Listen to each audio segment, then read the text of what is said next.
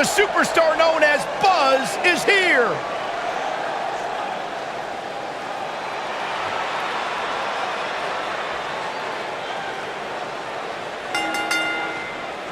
The following contest is scheduled for one fall. Making his way to the ring from New York, weighing in at 241 pounds, Buzzsaw.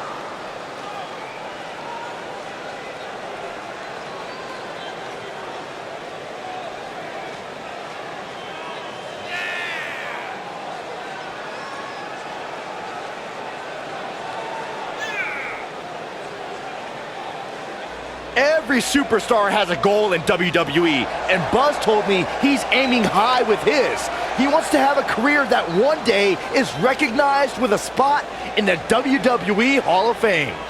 It's way too premature to start that discussion, but his career is definitely trending in the right direction for that to at least be possible.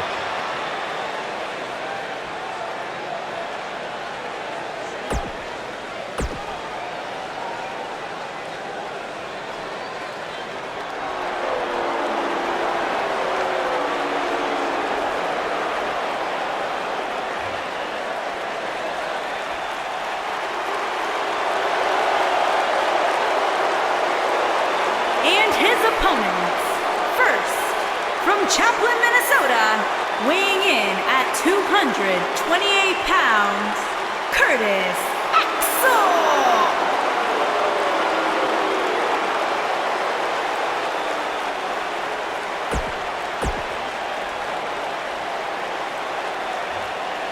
Michael Cole, Byron Saxton, do you believe?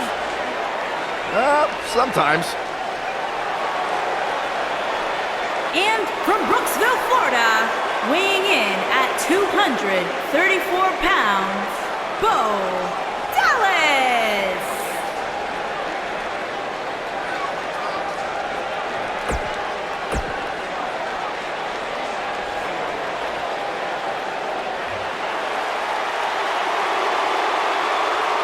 Are you guys ready to walk with Elias? I'm so excited. I can tell. And their partner, accompanied by The Miz, from Pittsburgh, Pennsylvania, weighing in at 222 pounds, Elias.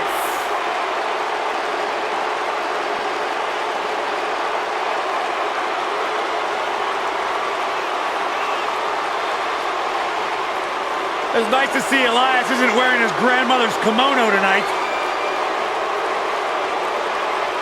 You know what WWE stands for, right? Oh, go ahead and We want earplugs. Walk with Elias.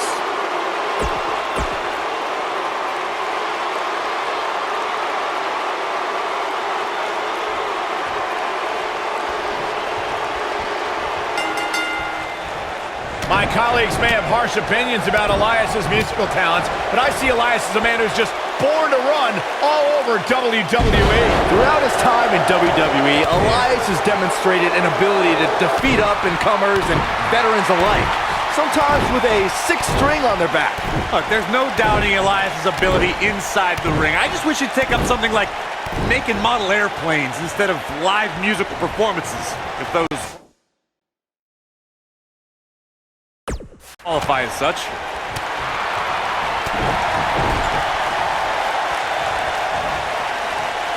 Oh, he's got him where he wants him.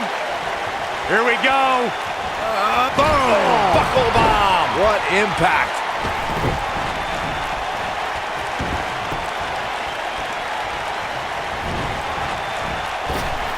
Shoulder tackle.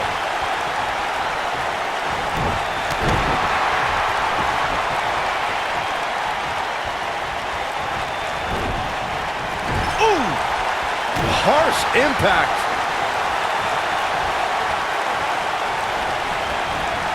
Irish whip.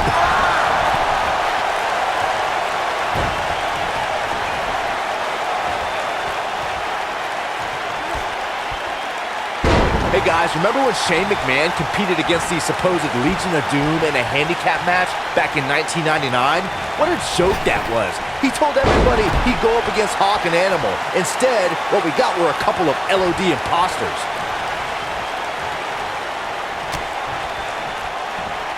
Pump handle. Oh, this might be it. Oh, my. I remember that Shane McMahon's handicap match you were mentioning earlier very well, Byron, and those imposters posing as Hawk and Animal, the Legion of Doom, were none other than Pat Patterson and Gerald Briscoe. Or should I call them the Stooges? No, you shouldn't call them the Stooges. Have a little respect, Cole. We're talking about two Hall of Famers here.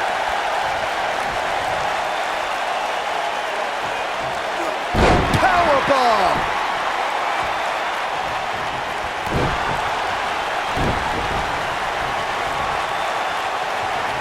Slam! There are certain superstars who are synonymous with handicap matches.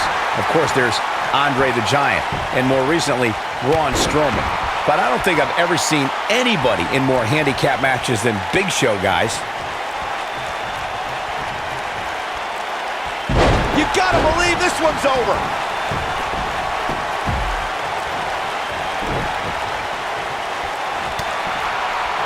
Love to the back. Up into the electric chair. Powerbomb! I couldn't agree with you more about what you were saying earlier, Michael. It seems like Big Show has been in dozens, if not hundreds of handicap matches.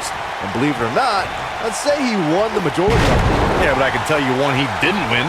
How about on SmackDown back in July of 2008 when he was forced to take on MVP, Vladimir Kozlov, Shelton Benjamin, and the Great Khali? Well, I don't know if there's a man alive who could have turned back that foursome.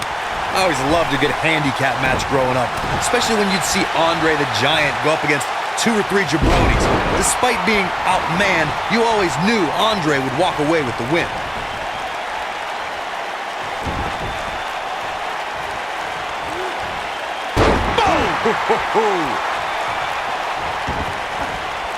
Andre the Giant really was the king of the handicap match, as Corey was saying earlier. And he also made quite a name for himself competing in battle royals, as you would suspect, seeing as he's well over 500 pounds. I think my favorite Andre the Giant Battle Royal moment came at WrestleMania 2 when he last eliminated both members of the Hart Foundation to walk away with the win. There was no getting him over that top rope that night, fellas. Slammed with authority. Got the oh my goodness, crushing it. We've seen some pretty lopsided handicap matches over the years, and one that stands out in my mind, well, it might just be the 2010 encounter that saw John Cena take on 6 members of the Nexus. Scoop slam!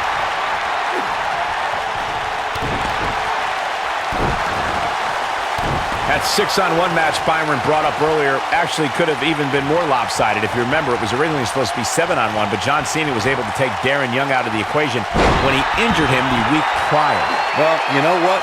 He should have kept taking Nexus members out, because even without Darren Young, the Nexus was able to accomplish their goal that night, defeat John Cena. Russian leg sweep. Nicely done. He's starting to stagger a bit, but we all know that he isn't afraid of a good fight, which is what we're seeing here. I know it's somewhat early still, but this could be a pivotal point in this match, guys. Let's see how he reacts here. A lot can go wrong in a match like this, guys. In fact, I'll be surprised if we don't see a major injury occur here tonight.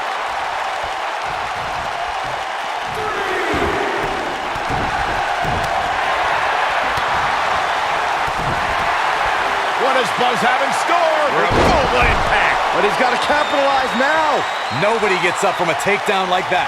To Corey's point, handicap matches are an incredibly dangerous atmosphere, and being outmanned in any way, whether it's by 1, 2, or even more competitors, can result in serious injury. Or in the case of Braun Strowman, you can be outmanned and still somehow be the one delivering the injuries. I mean, he is absolutely unbelievable.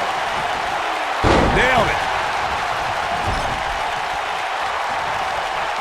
One more time. Uh-oh, DDT.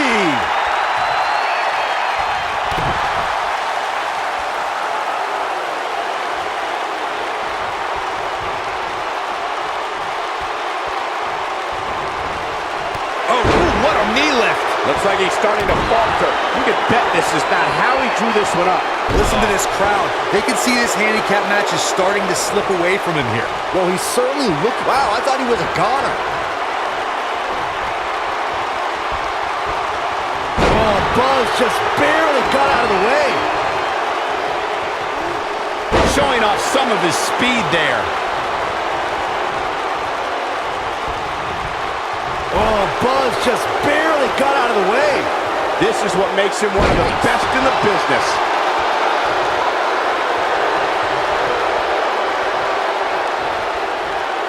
Man, what a slam.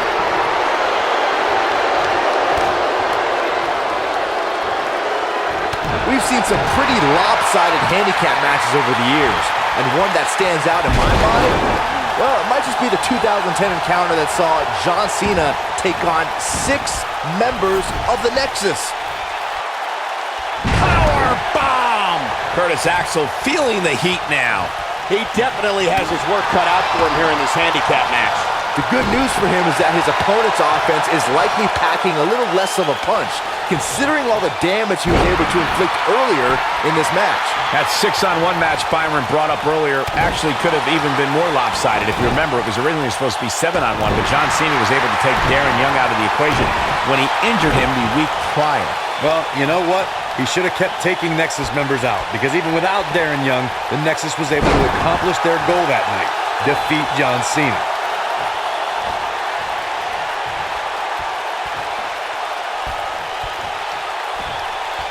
What are you thinking about some tag? Power bomb!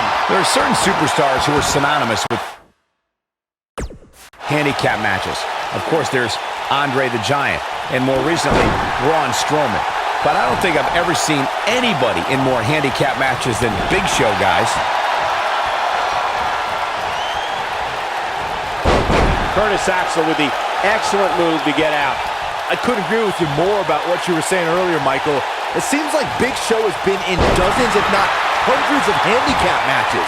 And believe it or not, I'd say he won the majority of them. Yeah, but I can tell you one he didn't win. How about on SmackDown back in July of 2008 when he was forced to take on MVP, Vladimir Kozlov, Shelton Benjamin, and the Great Khali? Well, I don't know if there's a man alive who could have turned back that force. His shoulders are down. And he breaks the cover. A lot can go wrong in a match like this, guys. In fact, I'll be surprised if we don't see a major injury occur here tonight.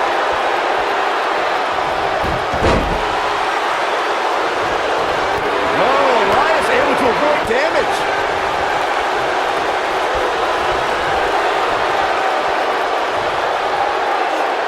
Oh, Buzz just barely got out of the way. To Corey's point, handicap matches are an incredibly dangerous atmosphere, and being outmanned in any way, whether it's by 1, 2, or even more competitors, can result in serious injury. Or in the case of Braun Strowman, you can be outmanned and still somehow be the one delivering the injuries. I mean, he is absolutely unbelievable.